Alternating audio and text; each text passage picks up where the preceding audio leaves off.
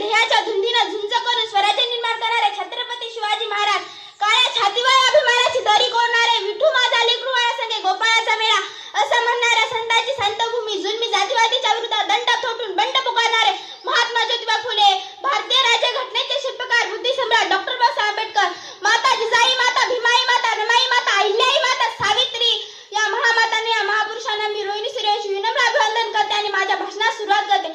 मित्रांनो, ज्यावेळेस भूमीमध्ये धर्माचा मुकुट एक होऊ लागला होता, पाप पुण्याचं व्यापारीकरण सुरू झालेलं होतं. अनेक वर्षापासून चातुर्थ व्यवस्थाकाळी समाज पूर्णपणे दबलेला होता. 4 वर्णांमध्ये 4000 जाती निर्माण झालेल्या होत्या. माणसापेक्षा दगड धोंड्यानं जास्त किंमत आलेली होती.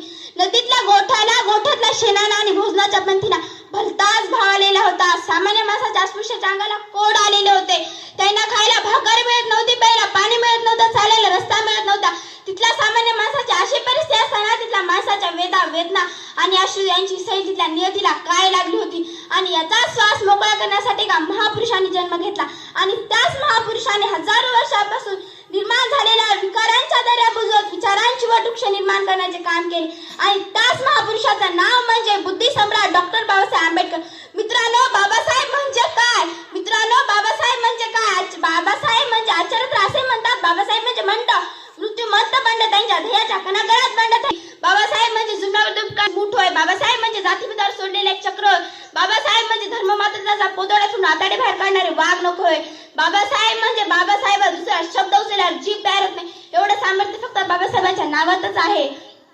मित्रांनो, अँटोनियो ग्राम्सी विचारतत्वाने बाबासाहेबांना जैविक बुद्धिमत्ता म्हटलाय.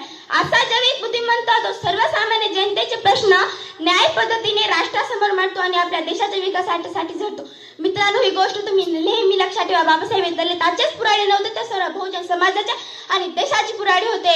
तुम्ही विचार करा, पूर्वी राजा राणीच्या पोटातून जन्माला यायचा, राजा मतपेटीतून जन्माला आला.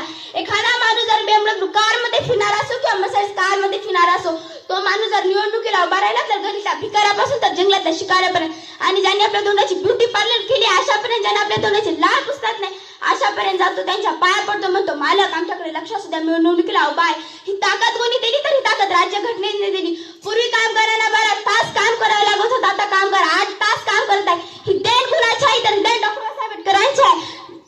मित्रांनो, आज आपल्या भारत देशामध्ये पाण्याची टंचाई भडकाने दिसून येत आहे.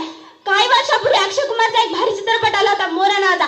त्यामध्ये एक सुंदरसं गाणं होतं, टिप टिप बरसा पाणी, पाणी में आग लगाई. मनात प्रश्न निर्माण झाला, आग विझवणारं पाणी आग लावूच कसं शकतं? माहोरचा पाणी प्रश्न पेटला, उस्मानाबादचा पाणी प्रश्न पेटला, नगरचा पाणी प्रश्न पेटला. बाबासाहेब त्यांच्या अनुयायांना म्हटले होते की घरी जा आणि तुमच्या घराच्या भिंतीवर लिहा, हा देश माझा आहे आणि देशाचा मालक मीच आहे. बाबासाहेब त्यांच्या सैनिकांना पण म्हटले होते, हा आसाम देशात मी खूप मेहनतीने इथपर्यंत आणले आहे, तर तुम्हाला पुढे नेता येत नसले तर मागे तरी आणू नका. परंतु बाबासाहेबांच्या लेकरांनी बाबासाहेबाला धर्मामध्ये, रथामध्ये, जातीमध्ये बंदिस्त करून टाकलेले आहे. बाबासाहेबांच्या जयंती दिवशी मिरवणूक काढायचा, दारू प्यायची, डीजे लावायचा आणि रात्री येऊन झोपी जायचं. मित्रांनो, बाबासाहेबांना आपल्याला नाचायला नाही शिकले तर वाचायला शिकले नाही, आपण लक्षात घेतली पाहिजे. आणि जाता जाता मी शेवटी एवढेच म्हणेन, कुणाचा जन्म कुणाला काय देऊन गेला? अरे, कुणाचा जन्म कुणाला काय देऊन गेला? जनावरांसारखे होते जीवन, आम्हाला माणूस बनवून गेला. अरे, जनावरांसारखे होते जीवन, आम्हाला माणूस बनवून गेला. आम्ही होतो गुलाम, आम्हाला बादशाह बनवून गेला. आम्ही होतो गुलाम, आम्हाला